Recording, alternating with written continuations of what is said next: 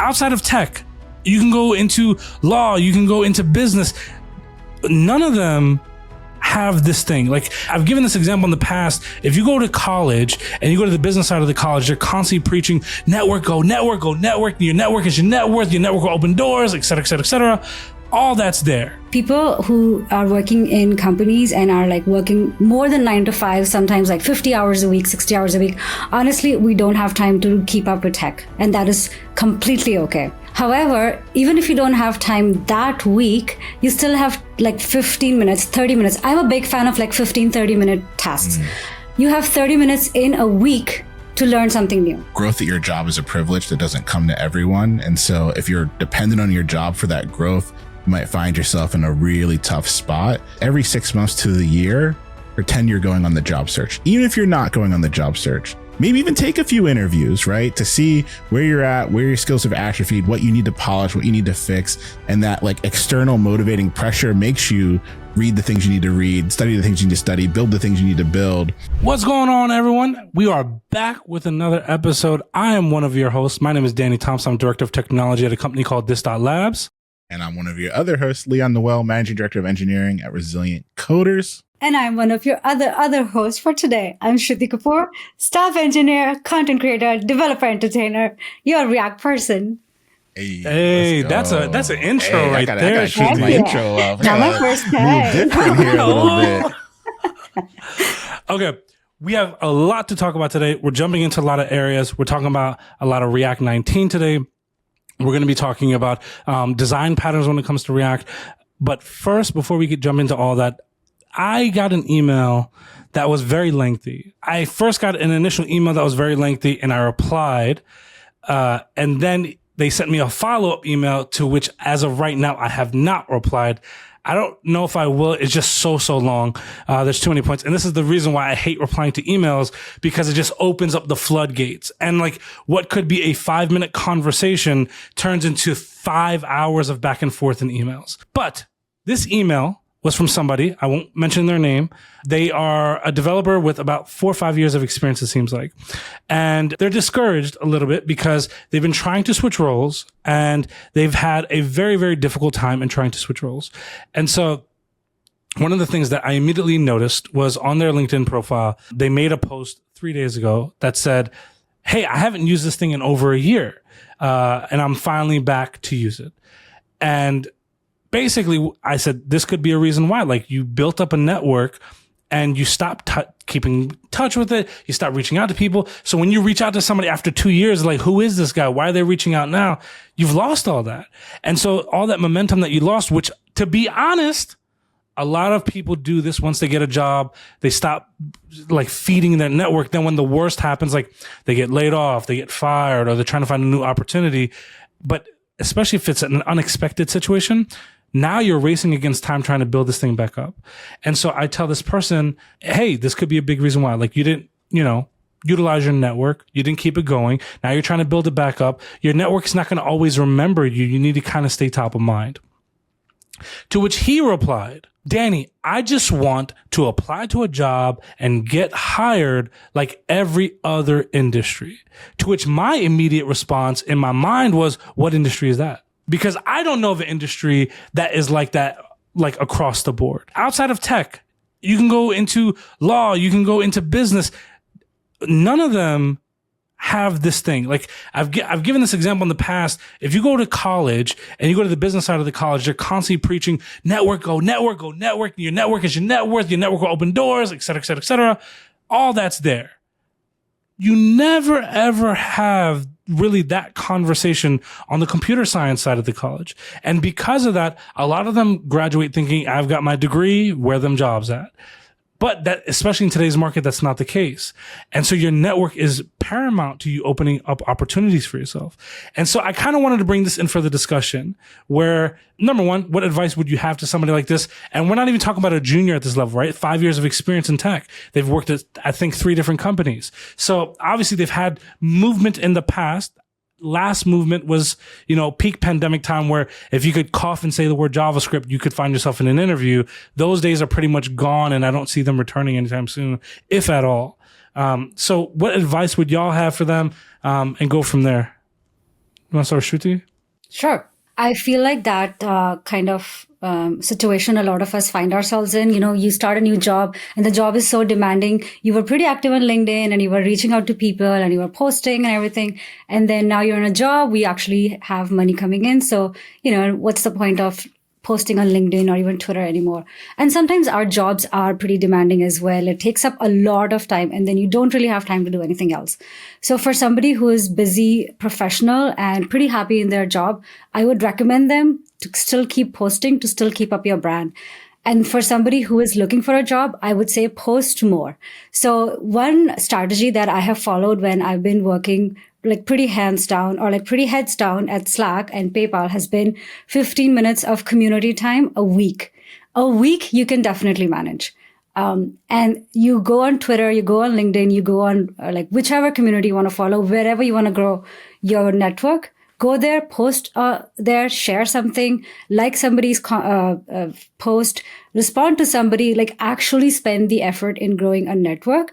Same thing with Twitter. Reach out to somebody, send a message, see what people are up to, read their blog post, spend 15 minutes. And that's not just, just networking for the sake of networking. You're also growing. You're also learning from people. So 15 minutes of networking a week, I think that anybody can manage. More, if you can do that, 15 minutes a day would be perfect. But for anybody who's looking for a job, 15 minutes a day, I highly recommend. And that could be like the first thing you do in the morning or the last thing you do. If you are looking for a job, I think one of the biggest ways that I've had success getting interviews is actually reaching out to recruiters who I know are hiring for a role and telling them like, hey, I am this. I have this experience. I built this. And I know that your company or you are looking for this senior engineer, staff engineer, whatever. And I think I would be the right fit. I would love to speak with you on the phone. I think reaching out to people or reaching out to recruiters who already are looking for a role, already looking to hire that person is going to give you a lot higher chances of success than just blindly submitting your resume to a career website where your resume is just going in a dump. And maybe you will get noticed if the bots are kind to you that day. Maybe they won't. But reaching out to somebody in person or like reaching out to somebody personally is a lot more effective. That is also part of networking. So if you are looking for a job, I think it's a lot more important to network on LinkedIn and Twitter. I love it. I think the 15 minutes a day is a huge piece of advice. Just that little niche of time before work, after work, before your lunch can really maintain those connections like Danny was saying. So when you do need to go back to the network, they're still primed. They still know who you are. They still know the value you're putting out there. And then, I have a word for folks that just click apply. I call them clickers. And I think in this market, you have to do everything to not be a clicker. I've been talking to a lot of recruiters, a lot of hiring managers, and they're just bogged down right now. The amount of auto AI applications, folks that are just spitting out resume after resume with the AI tools. They don't know who's actually a good fit, who is actually serious about the application. So a lot of them have actually just thrown away all of their incoming requests, and they're going to like the 3 tiers, right? Like, who do I know? Who does my team know? And can I poach somebody internally to get into this role? If not, then they're looking for those people that are going above and beyond, right? That are actually making those connections, trying to get their resume in front of them. Otherwise, it's just too much. It's too overwhelming for them right now to make that decision. And when I was doing my talk at Render, I actually looked up some of these stats. And so one of the things I saw was that this is from like 2016. So it's definitely a little bit different of a world. But back in 2016, it was something like 70% of jobs never even made it to the job boards. So if you are not networking, not like actually engaging and interacting with folks, you're only available for a small percentage of the potential jobs. And then the even bigger number, which is even more scary, which some people kind of have some words about online, was the 80% of opportunities are networked in. So if you are not maintaining and growing your network, you're only seeing a sliver of the actual jobs. And then your chances of getting that even smaller sliver is way too low. And so that 15 minutes a day, I think, could save you a lot of pain. Yeah. I don't know if I've talked about this before, but I think when people think of networking, they're thinking of like they have to have a whole cold call sales pitch and this and that. I'll tell you, this is what networking is to me. We meet up at a meetup. We have a great conversation. We add each other on LinkedIn. We're now able to connect that way. You don't need to talk to somebody every single day, every other day to network with them. As a prime example of this, someone who I have a ton of respect for, I like a lot, Clark Sells. He was the organizer of that conference, among other things. Really, really like this dude. And we don't talk every single day. To be honest, both of our schedules is impossible. But what do? We literally, anytime I'm thinking about, I got to talk to this dude or I got to send something, I will pull out my phone and I will immediately record a 20-second, 30-second video and send it to him. Or I love the 30-second phone call, meaning I will literally call Clark. And it shocked him the first time. He was so confused by it to where he talked about it even at that conference. I called him and he's like, "Oh, what's up? What's up, Dan? Everything okay?" I was like, "Just want to let you know, I see what you're doing. You're doing a phenomenal job. Love it." He's like, "Oh, what are you doing?" I was like, "I don't have time for that now. Gotta go." And hung up right there. And he texted me like, "What the, flip was that?" And I was like, "I just had to make sure you heard the enthusiasm that I had for everything that you had going on. That's all that was." And I'll do that randomly to people all the time where it's like, I love what's going on right now. I'll send them a voice note. I'll call them on the phone. So number one, it's personal, but it takes 20 seconds to create that connection that they're not going to forget. Boom. You're now top of mind for a while. You can interact that way. There's so many easy solutions to where it's like, you don't have to make this a big, big thing. The other tip that I gave somebody in a one-on-one call, the biggest thing of a coffee chat, like we talk about coffee chats all the time when it comes to networking and getting opportunities. When it comes to a coffee chat, right before I go into that coffee chat, I set up a reminder on my calendar for 3 months from then to ensure that I contact this person again in 3 months. So I'll set all those reminders for 8:00 in the morning. I start work at 9. So you could do it in 15 minutes. Send out those emails as reminders, DMs, however it is that you're communicating. Boom. Now you've got your great communication. What's funny is I remember when I was in that call and the person was a 100dev alumni. But when we were in the call, this person's eyes opened super wide when I said that, like, I've never even thought about that. And so I think that can go a really, really long way. And so since we're on hopefully this, helps answer that. We could go an entire episode talking about this, I already know, but if we do so, we will not do justice to the point that we're trying to get to today. And so with this coming up, we can kind of segue this a bit. I know we were talking about this a little bit before we started the podcast, but might as well talk about it now. What makes React a solid foundation for both junior devs and senior devs, especially in 2025? Like, there's so many tools out there. There's so many options. Do we still see React being that tool? But then to take this a step further, do we even see this continuing being that tool 3 to 5 years from now? Before we move on, I have something to say. Go ahead. I'm waiting for my call, Danny. Where's that 30-second call? Yeah, I'm like, my phone's kind of dry. I'm like scrolling through. Maybe I missed it now. Leon, I see you every week, man. I'll call you. Well, I will say, Shruti, number one, I don't have your phone number, but number two, I have your LinkedIn DM, your Twitter DMs, and every occasion I do send you DMs. So there is that. That's true. Thank you, Danny. That's very sweet of you, by the way. I think telling somebody that they're doing awesome can do wonders for that relationship, for that person. You don't know how many times people are struggling to just get through that work day, and your sweet message can make somebody's day, somebody's week, somebody's year, help them keep going. I once received a message from somebody who told me that they were introduced to somebody because of my live streams. And I was like, heck yeah, I was just thinking of stopping it. But that sweet message helped me keep going. So great job, Danny. Great job, inspiring people and encouraging people. Back to your question, which is React still the tool? Is it still that thing? I think when I decide of whether or not this is a future-proof or future-friendly technology instead of future-proof, I look at the job market. And if you look at the job market, you'll notice that every job description is asking for React expertise, 5 years in React, TypeScript, React, everywhere, right? They would also say, well, if you know other frameworks like Svelte and Angular, okay, but most people and most job descriptions are looking for React. So that is a really good way for me to understand that React is a good technology to still learn. Also in interviews, anytime that they do an interview for a front-end engineer, they will always have a React coding round. So it basically means that React is still the right tool to learn if you are looking to get hired in this industry. Now, if you're looking to go independent and have your own freelance company, you can for sure pick up any language you like. You can do Python, you can go solid JS, anything that you want. But if you're looking to get into an industry and if you are still pretty new to the industry, React is still a very safe language to learn. We're always trying to be on the forefront of helping people get jobs, and time again, you got to have at least one of the major libraries. And React, just we look in every kind of local area as kind of just the go-to. And so, yeah, I totally agree. If you're on the hunt, having one of these tools in your toolbox is really helpful. And I kind of curious, if you're mentioning kind of you were working full time, you're trying to get the content creation in there, you're trying to get the networking in there. With all these new changes with, like, say, React 19 popping up, how did you kind of get up to speed with the changes that were happening? Were you paying attention, like when the beta dropped? Like, how are you kind of filtering it in? How's it affecting like your day to day? How's it affecting your personal stuff too? I have one secret: FOMO.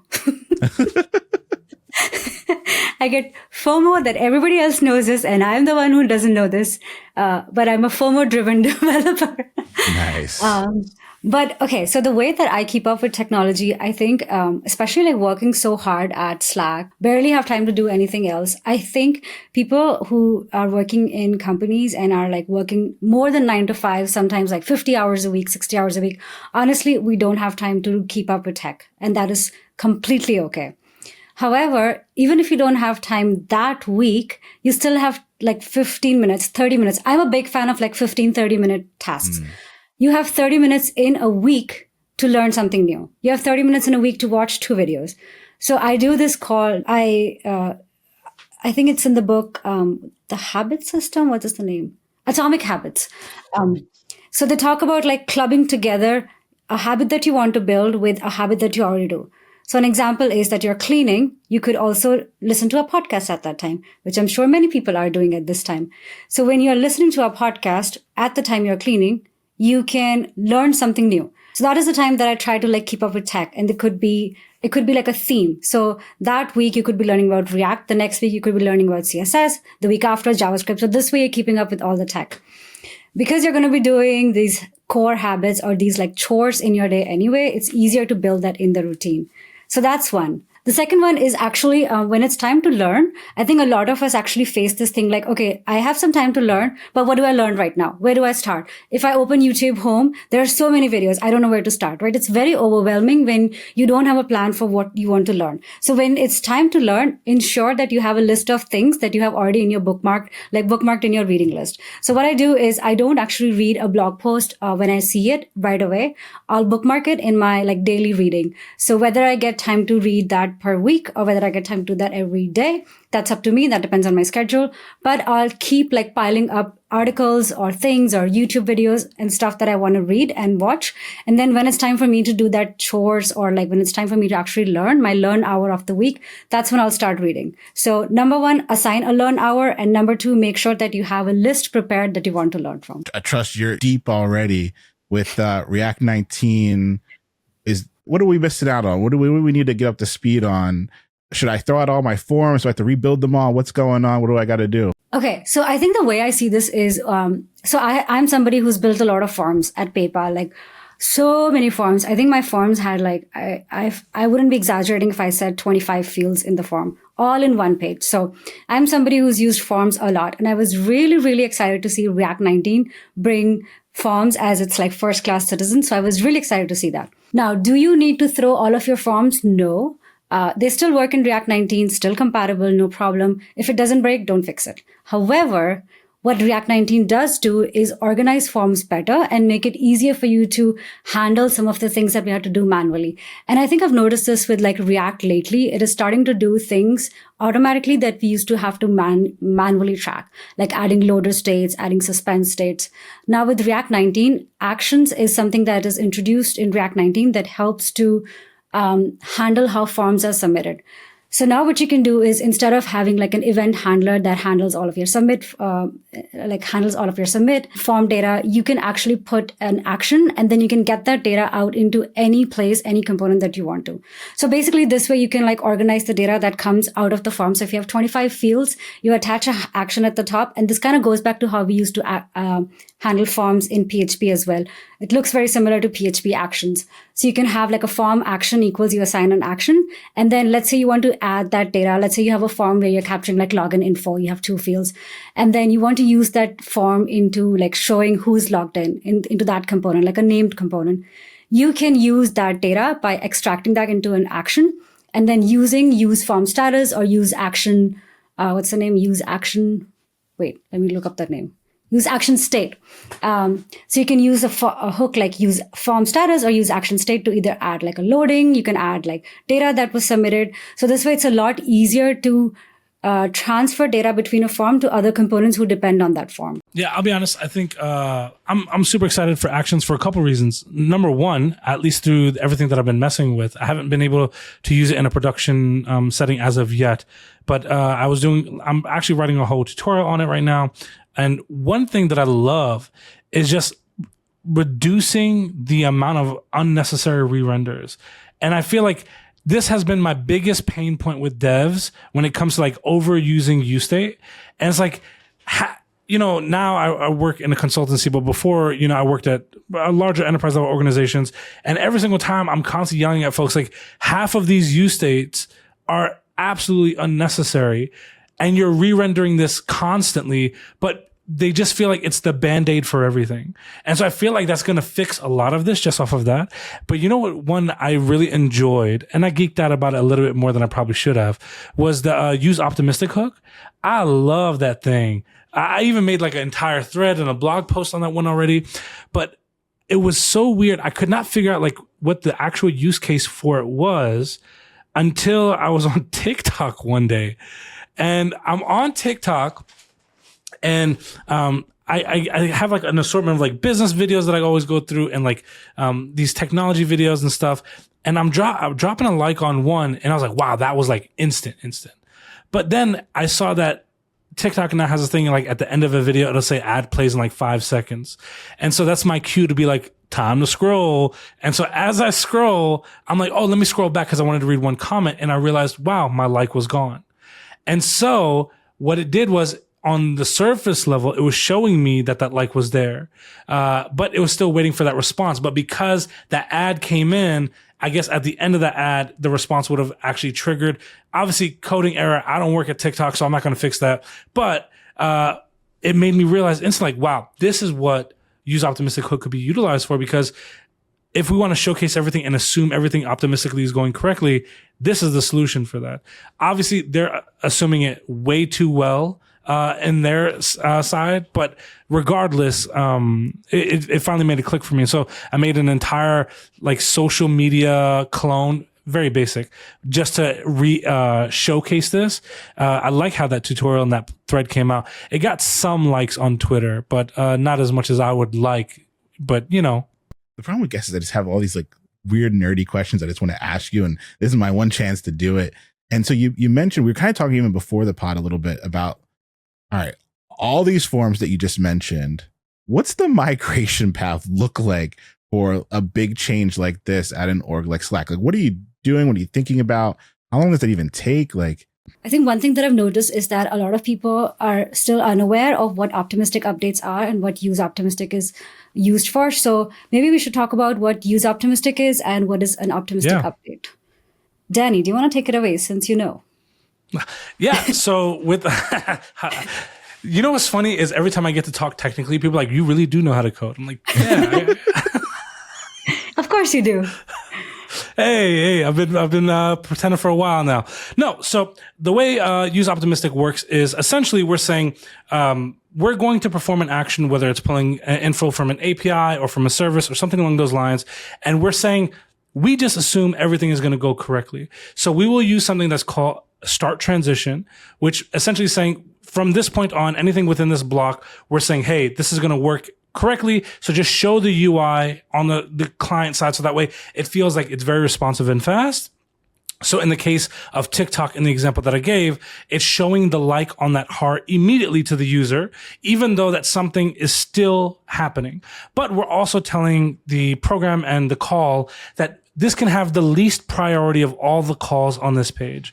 And so if we have other things running, you can prioritize them first because we've already shown on the client side what we wanted to show. We're just waiting for that data to come in. This obviously gives the user a really robust, fast experience as opposed to them just waiting for this delay, not knowing what's going on. And especially in today's society, we know, even me, I'll be the first one to say this. If I push a like on TikTok and nothing happens for a couple seconds, I'm probably pressing it again, not realizing it's making a secondary call. So maybe it's liking and unliking instantly just because of that.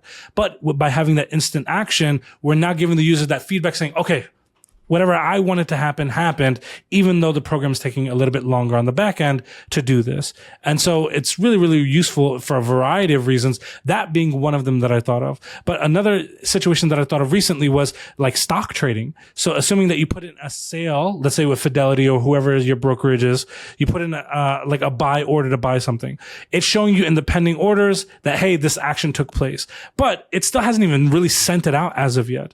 And so it's just preemptively showing you it by saying, okay, we're submitting this, it's being transferred over. So from your side, you're going to see this show up. But if something were to go wrong, it can instantly turn that red instead of the green text of showing that the buy order is there.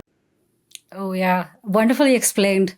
I think you talked about like that like button, and that's literally how I think about optimistic updates as well. You know, you hit like and you want to see the reaction right away. So, and then it has to verify with the server to make sure that the like actually registered, how many counts are there, that kind of stuff. So wonderfully explained, Danny. And with React 19, you get that functionality with useOptimistic. So, like I was saying, React is actually taking care of a lot of things that we had to do manually in React 19. Now that manual stuff that we used to do with having to handle this optimistically is now being taken care by a hook, useOptimistic, that can accept a function, the optimistic function, which shows that optimistic update. In this case would be like showing a red heart button, like showing the updated counter. So you get it out of the box. And I love that hook as well.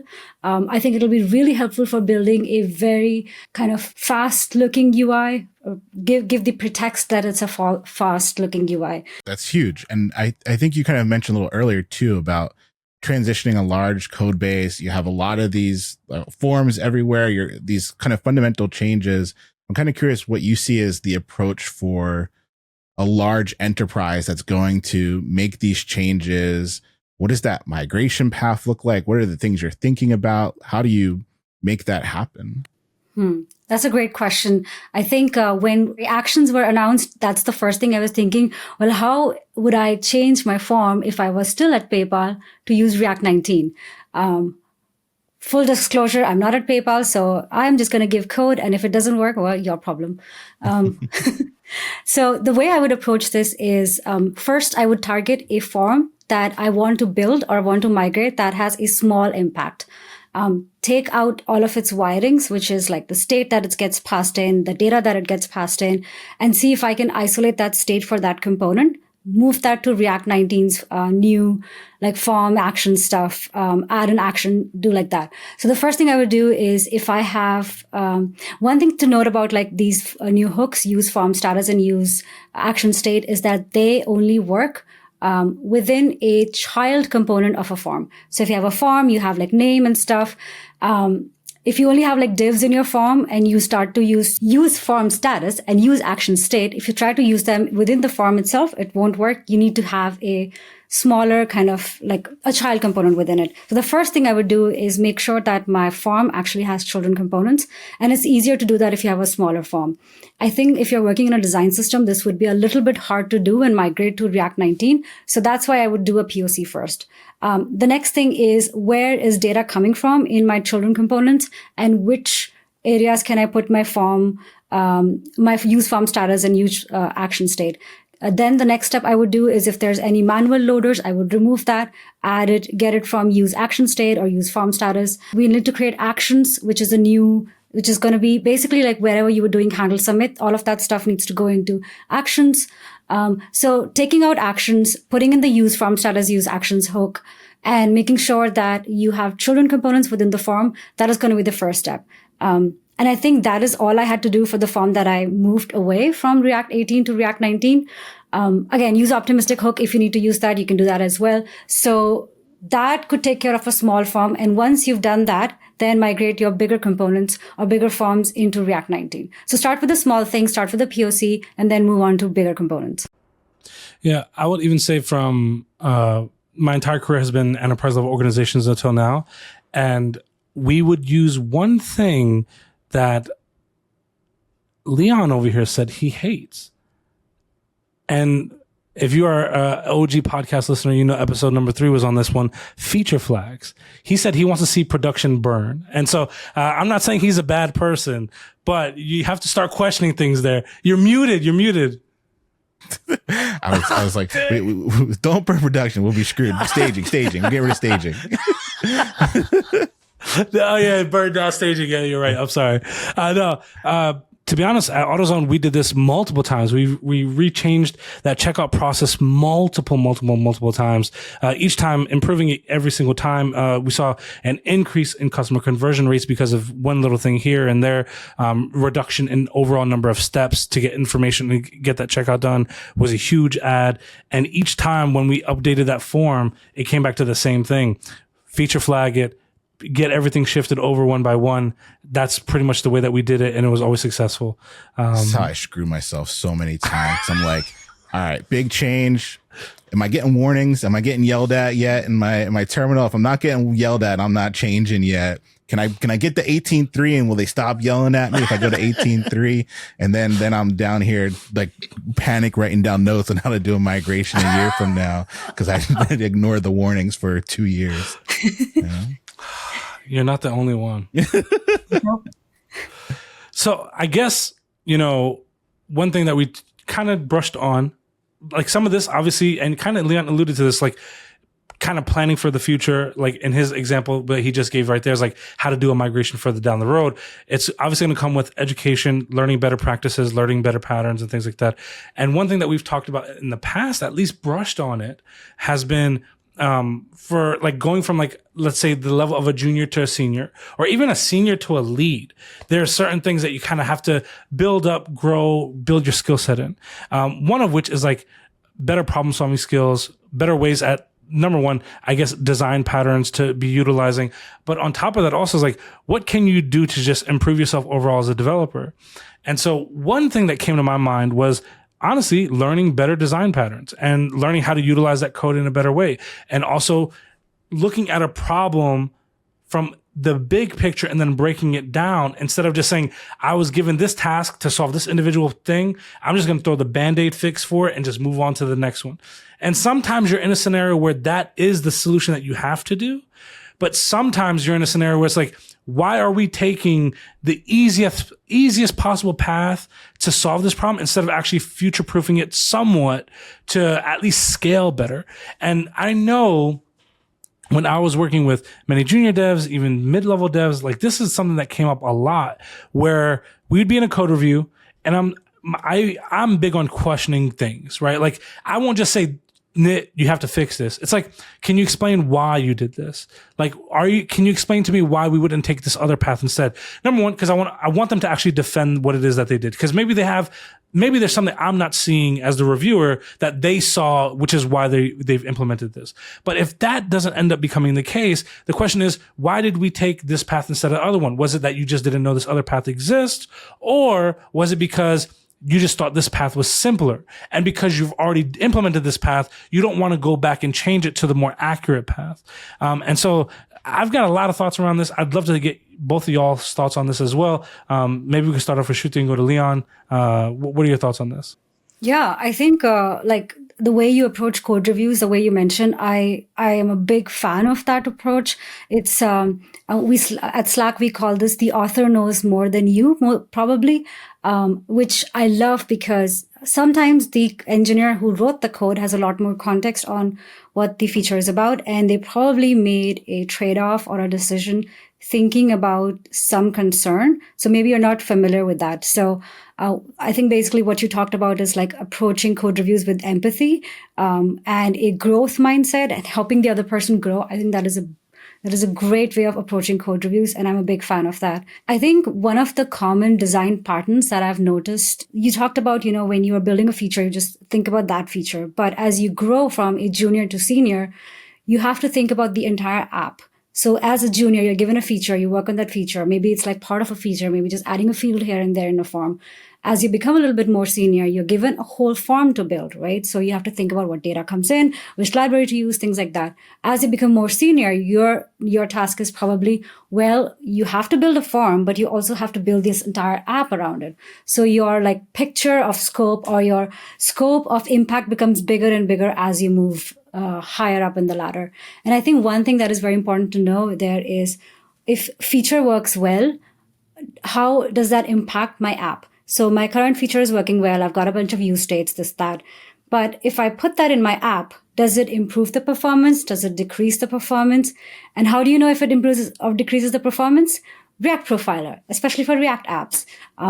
Also, the performance tab in Google Chrome is also great. So as you become more and more senior, and as you learn to grow your skills out of just feature building into optimizations of the React app, which is an important skill for a senior to have, it is very important that you learn how to use React Profilers so that you can understand which components are taking too long to render. And a lot of the things that we learn as senior engineers, which is like, how to avoid multiple re-renders, how to reduce dependencies, how to make dependencies stable, that all can come from the fact that you're looking at your data, at the amount of time it takes for you to render that component and how long a component is rendering and how many times it's re-rendering. So there's two principles of re-rendering. A component will re-render either when its own prop changes. React Profiler will help you understand if a prop is changing, or if a parent updates. And React Profiler, again, can help you understand if a parent updates. So if you understand these two things of a component, of that specific component that you're building, you'll be able to ensure that that component is optimized, understand how and when the component re-renders, and then from there on, you can move to the parent component and so on. So take a small component, make sure you optimize it, but then also, as you embed it in a bigger and bigger app, understand how it's impacting the rest of the app and where are some places you can make optimizations. I think there's a lot of design patterns we can talk about, but I'm going to stop here and give it to Leon. Yeah, I think especially as you kind of go up the career ladder, these become more and more important, obviously. And so I think if we're talking about the folks that are transitioning, how do they even get started? And so one of the things I think, going back to like your 15 minutes concept, is you should bake that into kind of your development as an engineer. Like, even if it's just 15 minutes a day, one of the places I send a lot of my students to is patterns.dev. They have just like regular JavaScript patterns. They have regular Node patterns, but they even have stuff in React. And so as you're using a new tool and you're kind of getting more comfortable with writing code in that way, you can start looking at these patterns. And even if you're just adding them 15 minutes a day to seeing how other people might approach problems, maybe you're not at a large enterprise where you have mentors or things that can kind of help you evaluate. Maybe you're not even in a place that has really good code review.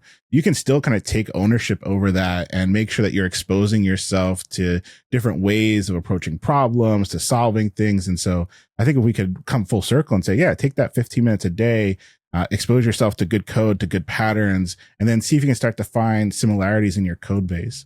This is also kind of one of those places where AI has been helpful for me. Like, just kind of getting that empathetic code review from a robot. It's a little bit easier sometimes, and it recommending things that I could be doing, patterns I could be utilizing. And so I think that's how I've been growing recently, especially as someone that's not on a large team at the moment. Like, how do I kind of keep getting that feedback and that growth? And so for folks that are still kind of beginning in their career, I would recommend pattern libraries, things like that, patterns.dev. And then it's maybe the one place where I kind of see AI taking over a little bit. Yeah, I could definitely see that. Like, I will say if you're on the newer side or you're trying to become better, maybe you're at a mid-level dev, you know what's one problem I've had? Once I learn something, especially like when it comes to like a design pattern, it just becomes so ingrained in me that I forget how to really explain it. It's like I just go through the motions, and it's not until I sit down and really articulate, like, what am I doing here? It's like, oh, it's this design pattern. So that's one thing that I struggle with when it comes to like the explanation side of things, because I have to think through what it is that I do. But when it comes to like certain design patterns, especially like in the world of React 19 and all the good stuff, a couple like immediately pop to my mind, where if you're trying to become a better React developer, these are really great things to do. And so like, what is it called? Higher order components, I believe, is like one thing that you should be really mindful and aware of. It could be really useful, especially working in like larger code bases and larger projects. But rendering props, like render props, I think, especially when you're like trying to control the behavior between two components, like I think that's really, really important. One thing that I want to say on top of this is, if you have to, go 2 or 3 levels at the most, and that's it. But stop prop drilling so much. Like if you're going 10 levels down, 8 levels down, that's way too far to be pushing data, because now you don't even know where it's coming from anymore. And so just be very, very articulate and careful about that, and thoughtful about that, around that. I think it's really good. Custom hooks, I think, are really, really good. So much so, and I can give you quick examples of many, especially in larger code bases, like at several organizations that I've worked at in the past, we had a custom hook just for like phone number validations and stuff like that. So like you should have any kind of logic that you're going to be reusing over and over and over again. There's zero reason that I can logically think of to actually write it out every single time. You should have something for it that you could just pass the prop to. It solves it, and then it brings it back. I think that should be your focus when it comes to like building valuable solutions, or at least utilizing like better patterns. There's way more patterns besides this, but these are some like come top of mind that I just jotted down real fast that I think you can even use custom hooks for: use date, phone number, et cetera, whatever it is that your company needs to display it as. That could be the solution for it. But especially one thing that I think is really valuable is it can be used cross team. It can be used cross, and again, when I think of scaling and growing better as a developer, I often think of how is my code interacting with other developers that are going to come after it. It's not just, hey, this was the solution that I came up with, others got to get to. It's like, how can I create a standard where others can adapt their skill set and adapt their code around mine? Because now it just grows with everybody. And so that's kind of often what I'm mindful of when I'm developing solutions. Yeah, you talked about like custom hooks, which is a really good one, because we often forget to do custom hooks. I think it's very common to see even in enterprise level code where you forget to make a custom hook. So the question would be like, when do you know when to make a custom hook?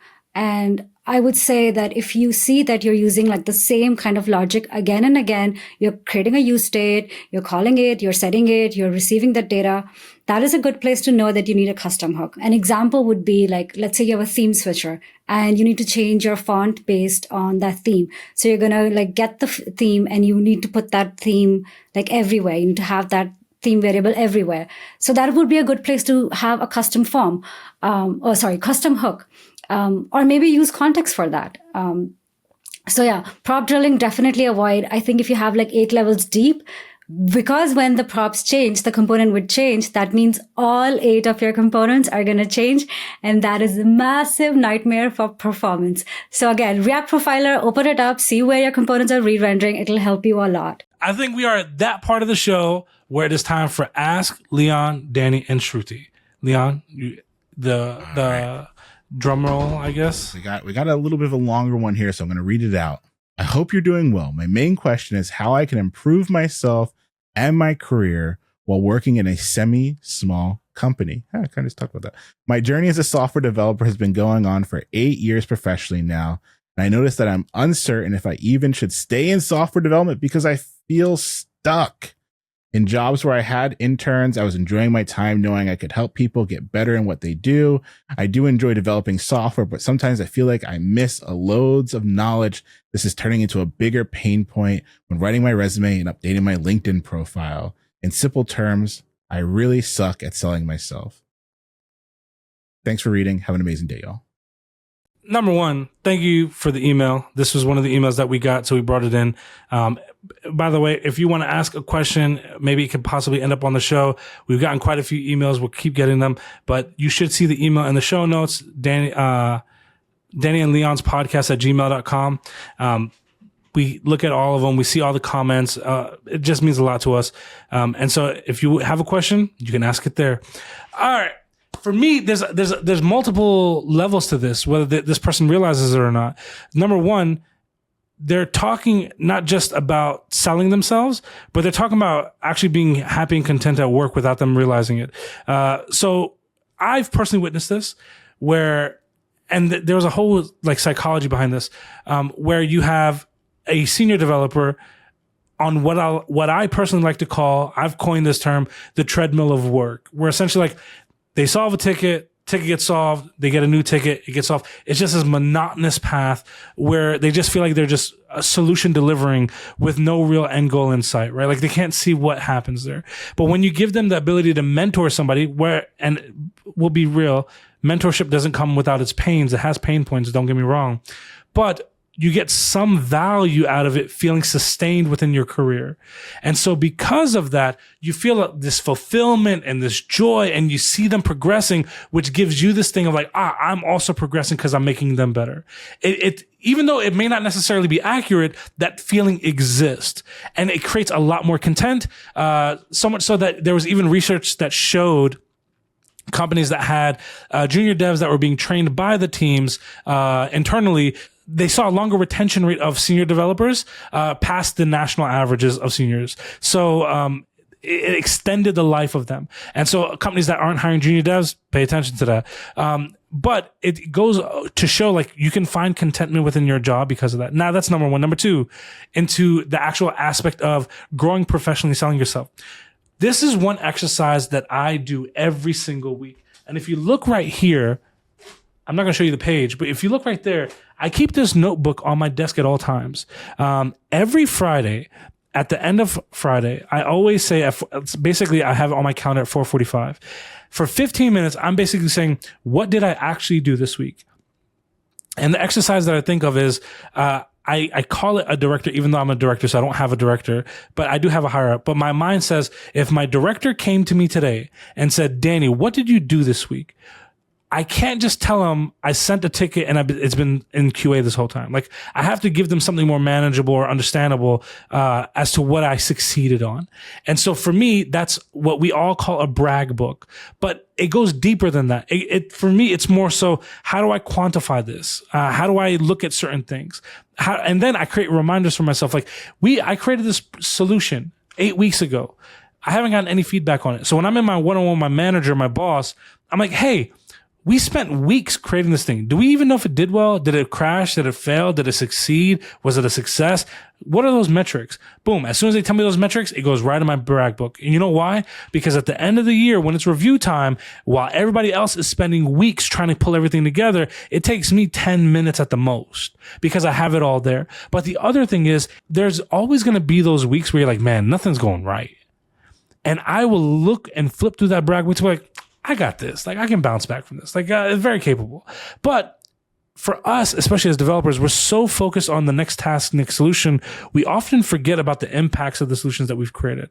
And so it goes away from really selling yourself to like, here's what I actually did. Here was the measurable impact from it. There's no sale at that point. It's like, these are the facts. Facts have no idea and no warmth or no bias on what it is I am worth, essentially, because now I've got the facts from the job market, from the job that I had, that I can introduce to the jobs or opportunities or promotions that I'm going for. And so for me, that is a big thing. The other thing is being at a semi-small company. If anything, that's a value add because you can really take ownership and lead projects and actually put your name on that as opposed to like trying to put your name on something else. The other thing that I would say is try to find opportunities where you can do stuff outside of work that would be fulfilling. Like, to be honest with you, this is actually the reason why I love helping people try to get jobs. I don't get paid off of helping people get jobs. I don't take referral fees or nothing, but it's that fulfillment. Like, I know this field changed my life. It can probably do the same for others, and I want to help them in whatever way that I can. And oftentimes, a 20-minute conversation with me, 30-minute conversation with me can change someone's next 6 months. And so because of that, I try to be very active in that. And I try to find scalable solutions. That's why this podcast exists, because I know a lot of scalable solutions can be given here and help many people as opposed to just helping one individual for that 30 minutes, where it will definitely change their life, but it denies the other 999 or whatever that number may be, the equal opportunity because of that. So I would try to find some fulfillment. Maybe go to a meetup and give back. Go volunteer at a homeless shelter or a soup kitchen, or kind of give back in some way, shape, or form. I'm very big on volunteering. Me and my family volunteer every single week. We've skipped weeks here and there, like maybe because of weather or something like that. But for the most part, every single week we're there. And it's been a great way to kind of get my kid involved and stuff like that. And so I think that's also a great way to get the fulfillment. But I would say professionally, you have to have that brag book. If you don't do it, you're really doing yourself a major disservice. And I would also have a living document between you and your boss for your one-on-ones. I do not give any stand-up related updates in my one-on-one. My one-on-one is my selfish time, meaning I'm there because I want to grow professionally within this organization, and I utilize this time to do that. I don't allow them to skip my one-on-ones. It's actually a demand within my joining of any organization, including the one I'm in now, to have one-on-ones where we're not talking about daily tasks. And the goal with that is I have a living document there. So anything that's talked about, or if there's an action item in there or something along those lines, it's in that document. And so let's say at the end of the call, there's a couple action items for me to take on. I create check boxes. And at the beginning of the next one-on-one, guess who's checking off those check boxes? It's not me. It's my boss, because now they know firsthand what it is that I did. Because they have so many conversations. If you see my schedule now, if you see my calendar, it's a mess. They're in meetings all day long, having 55 different conversations every single day. They can't remember every little thing that you do. So that's the way to remind them of your impact. And so when you ask for that raise, it's not a hard ask anymore. Damn, Danny, awesome tips. Heck yeah, I was writing notes. You got to keep a living document. And you got to... Living document of Danny's notes. There you go. I think those are really great tips. And like, I would 100% echo all of them. One thing that came to my mind about the job is that sometimes I feel like, okay, I'll backtrack. I think a lot of us are in jobs where we don't enjoy them, but we have to stay in those jobs because we have financial responsibilities, or perhaps the job market is bad, or perhaps we're in a place where we cannot look for a new job because of X, Y, and Z reason, whatever that reason might be.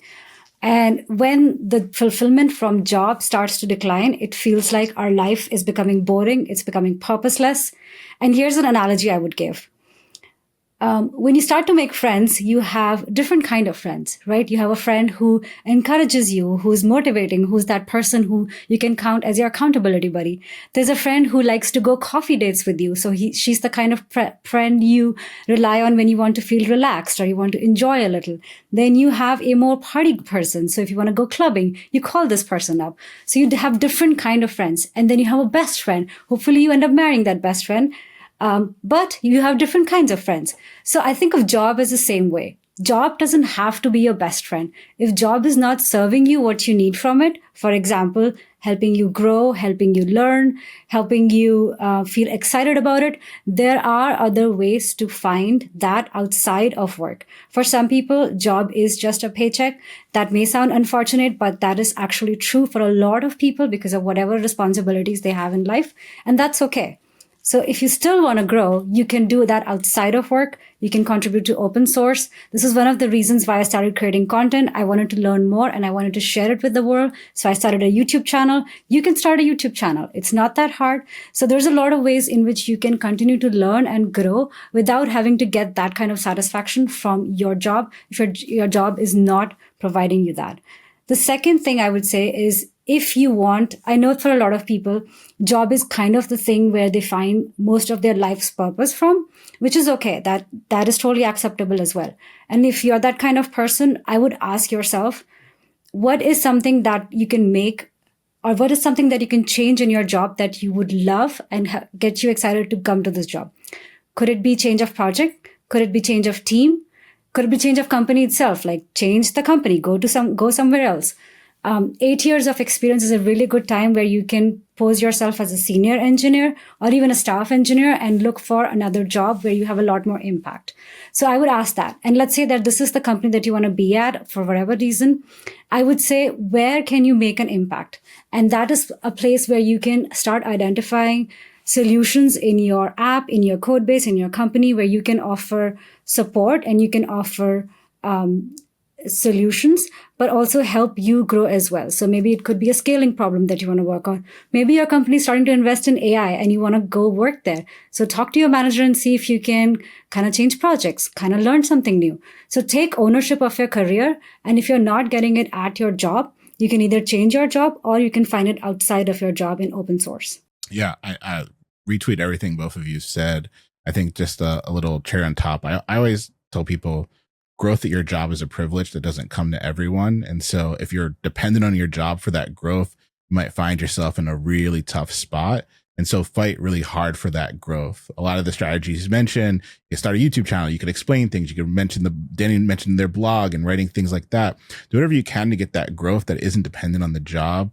And then the other thing I like too is, they mentioned like 8 years and now feeling kind of stuck. One of the best pieces of advice I ever got to never feel that way is every 6 months to the year, pretend you're going on the job search. Even if you're not going on the job search, maybe even take a few interviews, right? To see where you're at, where your skills have atrophied, what you need to polish, what you need to fix. And that like external motivating pressure makes you read the things you need to read, study the things you need to study, build the things you need to build. And then that way you never find yourself in a spot to where if you do need to change jobs to fix the things that aren't working well, you know that you have the skill and ability to do that. And it also forces you as a forcing mechanism to get those extra things that you might have been kind of skipping on. So yeah, growth at your job is a privilege. Find ways to get it outside, whether it's open source, creating your own content. Otherwise, you might feel stuck. Hopefully that helps. And that is the end of another one. To be honest with you, time literally flew by today. It was like an hour. Anything you want to plug? Anything you want to share? I believe you've absolutely 100% earned that right as our co-host today. So is there anything that you want to let the public know that you're involved with? Absolutely. So, like I said, I'm a developer, entertainer, and educator, and you can find all of my content on my YouTube channel, Shruti Kapoor 08. We will link it in the description, hopefully. I also have all of this React knowledge condensed into a course that I spend months building so I can condense all of my 10 years of front-end development work at companies to bring you a course that is now hosted on O'Reilly. And I will share the link for that as well. So check that out if you're new to React. Absolutely. All important links, as always, are in the show notes or in the description, depending on what platform you're watching this on. And outside of that, it's been real. It has been fun. And that is a wrap. We'll see you on the next one. Goodbye, everybody.